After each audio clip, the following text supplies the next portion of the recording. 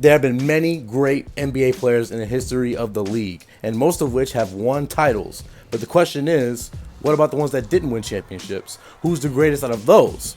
Well, in this video, I'm going to be breaking down the top 5 greatest players to never win a championship. But before we do that, make sure you hit that subscribe button for more content. So before we get into the top 5 list, I just want to name a few players that deserve respect. The Iceman, George Gervin of the San Antonio Spurs, one of the greatest players ever. My man, Reggie Miller, one of the greatest shooters the NBA has ever seen, and one of the best trash talkers ever.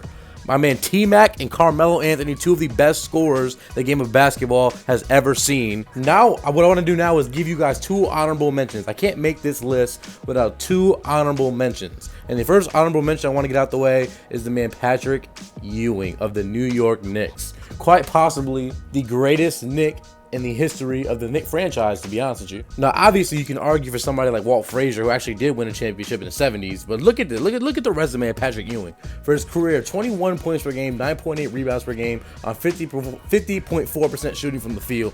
Let's look at his accomplishments, what he did. Why is he so great? He has 1 finals appearance in his career. Excuse the typo in the little picture right there. He went head-to-head with Hakeem. He lost. Hey, but no shame in losing to Hakeem. He averaged over 20 points per game for 12 consecutive seasons. He was an 11-time All-Star, a 7-time All-NBA selection, 3-time All-Defensive selection, and he was the 1986 Rookie of the Year.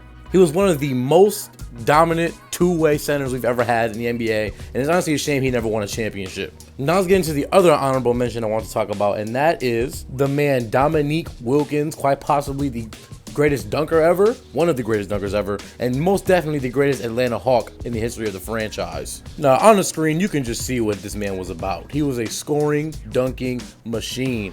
24.8 points per game, 6.7 rebounds, 2.5 assists. Wasn't the greatest passer, but he was a 2-time dunk champ, greatest Atlanta Hawk ever, as I mentioned earlier. He was a scoring champ in 1986, 9-time All-Star selection, 7 All-NBA selections, 1983 All-Rookie, and throughout the prime of his career, he averaged 27.4 points per game. This man was the absolute truth, and I could not make this list without putting some respect on this man's name. So, with that being said, let's go and get to the top 5, like Drake said. And at number 5, we have Elgin Baylor, quite possibly one of the greatest scorers in NBA history, and one of the greatest Lakers. Undoubtedly, he's the greatest Laker to never win a championship. That goes without saying. Now, let's look at what he was able to accomplish. Let's look at some of his feats. On the screen, you can clearly see his stats. 27.4 points per game, which is the 3rd highest points per game average in the history of the NBA. 13.5 rebounds for a small forward. I think that's actually the most all-time of any small forward. Correct me if I'm wrong. 4.3 assists per game. Solid passer. He has the record for most points in a finals game with 61. He has 8 finals appearances. He was drafted in the year 1959 and won Rookie of the Year. And one of the most ironic things about this man's career is that the year he retired, the Lakers ended up going on to win the championship. Now I'd be pretty upset. I don't know about you guys. So as you can see, he clearly deserves a spot on this list. Now let's go ahead and move on to number 4. And at number 4, we have the round mound of rebound, Sir Charles Barkley, whatever you want to call him. He's number 4 on this list. Now, unfortunately, he never won a championship, but that's not really his fault. I mean, come on. He ran up against Michael Jeffrey Jordan, who was the greatest player of all time, if you didn't know. So come on. I mean, let's give him a break. What do you mean? Now, as you can see on the screen, career stats, 22.1 points per game, 11.7 rebounds per game for a power forward who was only 6'6". A lot of people don't know that. Rebounds, assists per game, 3.9. He had 1 finals appearance, as I mentioned earlier, but he lost, to Michael Jordan. He was a 1993 league MVP. He was a 6'6" power forward who was not just a power forward, but he could shoot the 3 ball occasionally, and he could dribble the basketball. And a lot of people don't know that, so let's give him credit for that. Now, he led the league in 1987 in rebounds. Keep in mind, he's only 6'6". He has 11 All-NBA selections, 11 All-Star appearances. He has 1 All-Star MVP. So let's put some respect on Sir Charles. He was definitely, in my opinion, the 4th best non-championship winning player ever. Now, let's go ahead and move on. Now we're moving on to number 3. And who is number 3? Number 3, well, luckily for you guys, I'm here to give you the answer. The answer is Allen Iverson. Did you see what I did there? So, like I said, Allen Iverson, the answer is number 3.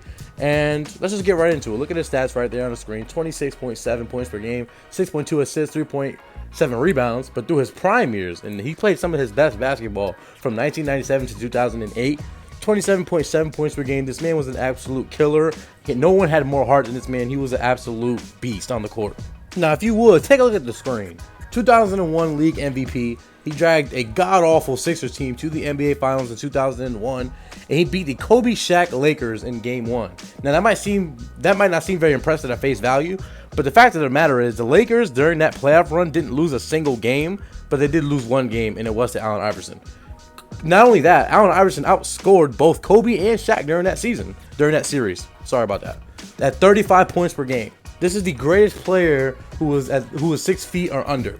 He is a 4-time scoring champ, a 3-time steal champion, 7 All-NBA selections, 1997 Rookie of the Year. He averaged 23.5 points per game in his first season. That's 17th all-time in league history for a rookie. And not to mention, he was an 11-time All-Star and won 2 All-Star MVPs. Now let's go ahead and move on to number 2. Who is number 2 on this list? Well, number 2 is the man John Stockton. Now, I put just his stats on the screen because a lot of casuals, a lot of people who don't know basketball will look at those at face value and say, why in the world is this man number 2 on the list? Why? He doesn't seem like he was that good. You know, all the numbers nerds. But I'm going to tell you why he was that good. So yes, numbers are important, stats are important, but they don't tell the whole story. What I'm about to do is paint the picture. I'm about to tell you the whole story.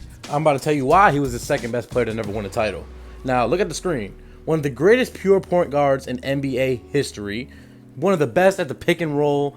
Nobody saw the floor like this man. Played 19 seasons for the Utah Jazz and never missed the playoffs. That's a feat in itself. 2 finals appearances. He didn't win, but he ran up against the greatest player ever, Michael Jordan. And hey, I mean, come on. I wouldn't blame him for that. I mean, who would? 10 All-Star selections. He was the 1993 All-Star MVP. 11 All-NBA selections. He led the league in steals twice. He's actually the all-time leader in steals. No one has stole the ball more than this man. Arrest him. 9-time assist champion. One of the things that goes underrated about John Stockton is the fact that he's one of the best players in the history of the league who knew when to score and when to pass. He could differentiate the two seamlessly and perfectly. Okay, he had 8 separate seasons in which he had recorded at least 1,000 assists.